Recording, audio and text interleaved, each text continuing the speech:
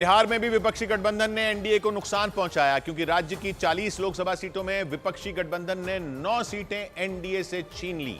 NDA के खाते में 30 सीटें आईं जो पिछली बार की तुलना में 9 कम है। लेकिन सबसे दिलचस्प लड़ाई बिहार की काराकाट लोकसभा सीट पर देखने को मिली क्योंकि उस पर निर्दलीय उतरे भोजपुरी सुपरस्टार कहे जाने वाले पवन सिंह ने एनडीए के उपेंद्र कुशवाहा का खेल बिगाड़ दिया। इन दोनों की लड़ाई में बाजी मारी विपक्षी गठबंधन के उम्मीदवार राजाराम सिंह कुशवाहा ने।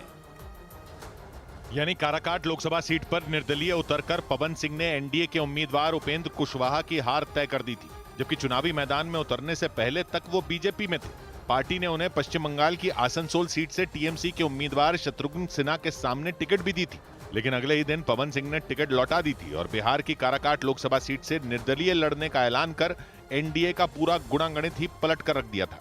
उनकी रैलियों और रोड शो में लोगों की भीड़ देखकर उपेंद्र कुशवाहा की हार की कहानी दिखनी शुरू हो चुकी थी।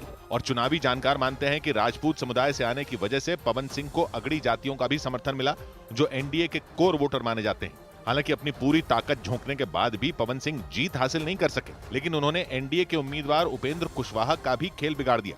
उनकी वजह से विपक्षी गठबंधन के प्रत्याशी राजाराम सिंह कुशवाहा ने जीत हासिल कर ली। और जो नतीजे सामने आया उसके मुताबिक उपेंद्र कुशवाहा को 2,32,000 से ज्यादा वोट मिले।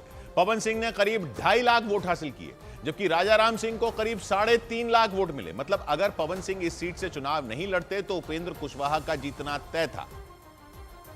क्योंकि चुनावी जानकार मानते हैं कि पवन सिंह की वजह से काराकाट लोकसभा सीट पर एनडीए के वोट बैंक में सेंध लग गई। हालांकि इसके बाद भी सीट पर उपेंद्र कुशवाहा का पलड़ा भारी माना जा रहा था, लेकिन जब नतीजे आए तो एनडीए औंधे मुंह गिर गया। मतलब ऐन वक्त पर पवन सिंह ने निर्दलीय एंट्री मारकर विपक्षी गठबंधन के उम्मीदवार राजाराम सिंह कुशवाहा की राह आसान कर दी। आंकड़ों के मुताबिक पवन सिंह को करीब 2.5 लाख और उपेंद्र कुशवाहा को 2,32,000 से ज्यादा वोट मिले, जबकि विपक्षी गठबंधन के प्रत्याशी को 3,43,000 से ज्यादा लोगों का समर्थन मिला। यानी अगर पवन सिंह और उपेंद्र कुशवाहा के वोट मिला दिए जाएं तो ये संख्या करीब 5 लाख पहुंच जाती है, जो विपक्षी गठबंधन के उम्मीदवार राजाराम सिंह के वोटों की संख्या से कहीं ज्यादा है। चुनावी जानकार मानते हैं कि अगर पवन सिंह चुनाव नहीं लड़ते तो उनका वोट एनडीए को ट्रांसफर हो सकता था, जो हुआ नहीं।